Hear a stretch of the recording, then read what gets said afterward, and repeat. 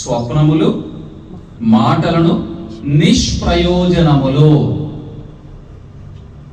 చాలా మందికి ఏంటంటే ఎవరితో మాట్లాడరు, మౌనంగా ఉంటారు. ఏం చేస్తూ ఉంటారంటారు వీళ్ళు? మౌనంగా ఏం చేస్తూ ఉంటారంటారు? మౌనంగా అసలు వ్యక్తి ఉండటం సాధ్యమయ్యేటువంటి పనేనా? ఒక 10 నిమిషాలు అసలు ఏమీ ఆలోచించకుండా మీరు ఒక పాజ్ మోడ్లో అలా మౌనంగా ఉండే ప్రయత్నం చేసి చూడండి. It's not possible. అసలు అది సాధ్యం కాదు. వాడు ఏం చేస్తూ ఉంటాడంట? అధిక స్వప్నములు. అంటే వాడిలో ఏం కలుగుతున్నాయి? ఏదో కళ, ఏదో ఊహ, ఏదో ఆలోచన వాడిని ప్రేరేపిస్తా ఉంది. వాడి లోపల అది దేవునికి సంబంధించినదైతే వాడికి మేలే, కానీ దేవునికి సంబంధించినటువంటి అధిక స్వప్నములు కలిగి ఉండేటువంటి పరిస్థితి భూమి మీద ఏ మనుష్యుడికి లేదు. కారణం ఏంటి? మనుషులందరూ పాపము చేసి పనికిరాని వారు అయిపోయారు. అంటే ఇప్పుడు ఈ ఆలోచన ఏంటి? ఖచ్చితంగా అది పనికి రానటువంటి ఆలోచనే. అందుకే కదా నోవాహు దినాలలో దేవుడు ఏమంటున్నాడు? మనుషుల యొక్క హృదయము ఎల్లప్పుడూ చెడ్డదే, అది బహు ఘోరమైన వ్యాధి కలిగినది. దానికి మెడిసిన్ ఏంటి?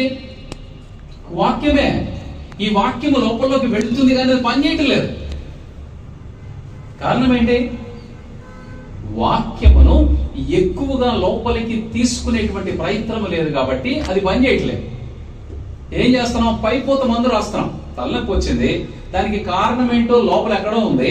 లోపల మందు వేస్తే తగ్గుతుంది అది, కానీ మనం ఏం చేస్తున్నాం? పైన జంతుబం రాస్తున్నాం. ఈ అధిక స్వప్నములు, అధిక మాటలు నిష్ప్రయోజనకరమైనవే అని చెప్తుంది వాక్యం. నువ్వు అధిక మాటలు ఎందుకు మాట్లాడుతున్నావు? దేవుని వాక్యం మాట్లాడమని చెప్తే ఎందుకు మాట్లాడవు? మీరు ఒక్క మాట చెప్పండి.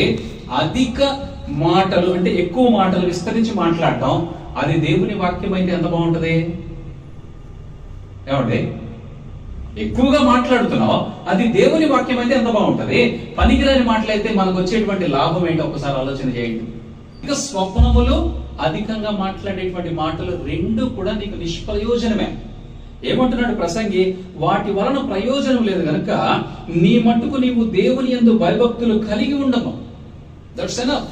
నువ్వు మాట్లాడితే ఆ మాటకు లెక్క చెప్పాలి అనేటువంటి భయాన్ని కలిగి ఉండమంటున్నాడు. నువ్వు మాటలు ఆడుతున్నావంటే ఆ మాటకు నువ్వు లెక్క చెప్పాలి కనుక నేను మాట్లాడకూడదు. నువ్వు మాట్లాడాలి అంటే ఏం మాట్లాడాలి? దేవుని వాక్యమే మాట్లాడాలి. సో మనము హృదయము నిండిన దాన్ని బట్టి నోరు మాట్లాడుతుందని మనకు తెలుసు కాబట్టి హృదయాన్ని దేనితో నింపాలి?